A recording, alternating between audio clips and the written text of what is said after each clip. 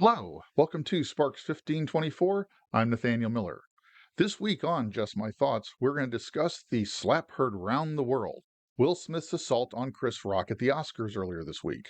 Background if you haven't seen the footage, and it is possible some people haven't, Chris Rock was about to announce the award for Best Documentary when he made a joke about Will Smith's wife, Jada Pinkett Smith, who is bald. He made a remark about wanting to see her in G.I. Jane 2. Now, if you watch the video, Will Smith initially laughed at this joke before he looked and saw his wife was pissed, at which point he gets up, walks up, and physically assaults Chris Rock on the stage. Now, it turns out that Mrs. Smith has a medical condition that causes hair loss. I didn't know that until this happened. I honestly thought she just liked to shave her head. Some women do. Big deal. It's their choice. Turns out she has a medical condition. So, Chris Rock, assuming he knew she had a medical condition, is guilty of what all of us are guilty of at some point in our life, making a joke that falls flat because we misjudged our audience. If Chris Rock did not know that Mrs. Smith had a medical condition, then he's guilty of making a joke that fell flat because he misjudged his audience, which once again, we've all done. Now, a joke is speech. Meeting any speech with violence is not what a man does. Meeting speech with violence is what a bully does in the schoolyard. It's what a despot like Vladimir Putin or Kim Jong-un in North Korea do in order to maintain power. One of the reasons this pisses me off so much is, one, Will Smith is crying that he has mental health issues and stress that just cause him to snap. Well, so the fuck what? I'm going to say it openly. I wrestle with depression and anxiety. I've got PTSD issues from my time in the military, and it is not an easy life. I'm also gay. Yes, I'm gay. I like dudes. Even after coming out in 2014 when I was 44 and in a much more inclusive world than what I grew up in, I'm still having to put up with a lot of stupid gay jokes. Sometimes these are funny and actually make me laugh. Other times I just roll my eyes because they're stupid, if not offensive. But as a gay man, I refuse to raise my hand against somebody who makes a stupid joke, be it in good faith or if they're trying to be cruel. Because as soon as you meet speech with violence, you have crossed the line. There is no excuse for it. This is a trend that's been growing in our culture, and ironically enough, it's coming from the political left. Now, think about it. I'm a gay guy. I have a lot to thank the political left for because the political left has forced the issue of gay rights to come and be part of the conversation. And because of that, I can stand here openly as a gay man and talk. I could finish my military career openly. And openly doesn't mean I put on a billboard, I'm gay, respect me.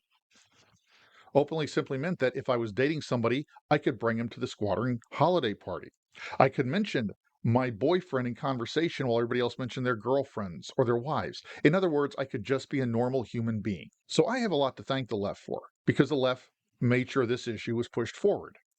But it's interesting that the political left decries that only the political right in this country is a hotbed of violence and insurrection. And yet, over the last couple of years, what have we seen?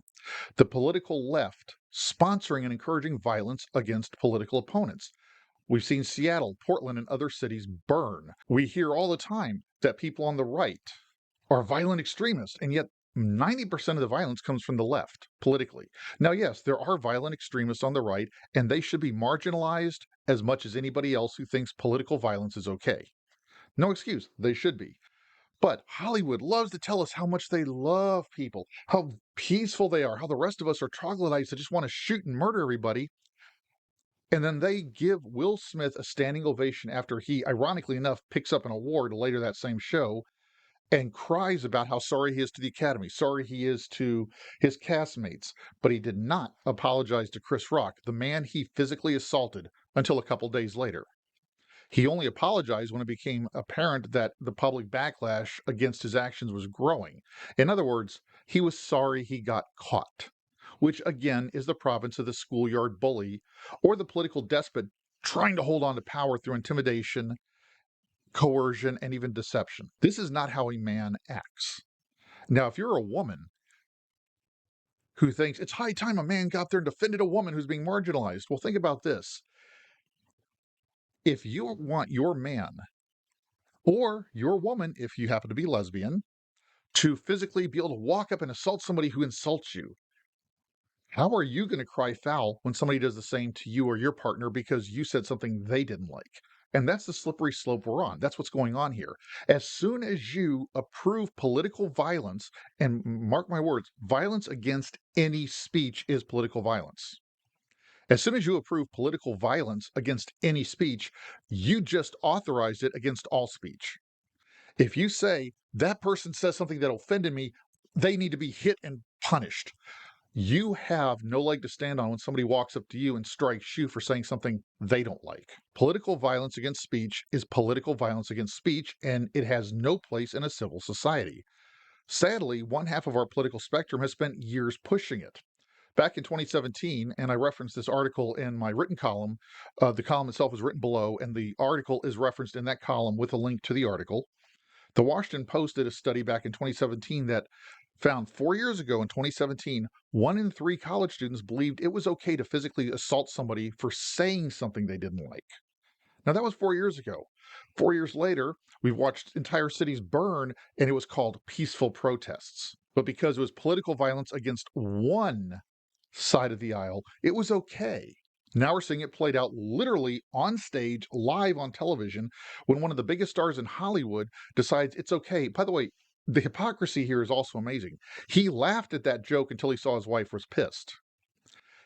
I personally, personal opinion here, spoiler alert, personal opinion, I don't think he was pissed off at the joke. I think he thought it was funny. I think he got up and assaulted Chris Rock because his wife was pissed at him and he wanted to stay out of trouble at home. But whatever the case, Will Smith is not a man. He is a childish bully.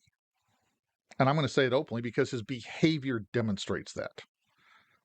I wrestle with mental health issues. I wrestle with anger management. I have a horrible temper. My temper is violent. It scares me. I have never assaulted anybody. Yes, I will confess I have punched through the wall in my apartment or my house a few times. I have broken my own stuff. Note what I just said. I have broken my stuff. I have never raised my hand to somebody because that's not what a man does. And this excuse of using, oh, he's got mental health issues, so he was just wound up and snapped. Well, maybe he did, but that's not an excuse because all that does is play into the stigmas that those of us with mental health issues are nothing but violent loose cannons who are ready to snap off and go postal. Will Smith just set back all of us wrestling with mental health issues 10 years. Violence against speech is nothing but violence. It's okay to meet speech with speech. Will Smith could have yelled back at Chris Rock. I personally think that would have been actually pretty childish too, but at least he would have met speech with speech. Fine. Those are just my thoughts. If you want to read more about this, my written column is linked below in the description. Please feel free to like and share this if you think it's worthwhile.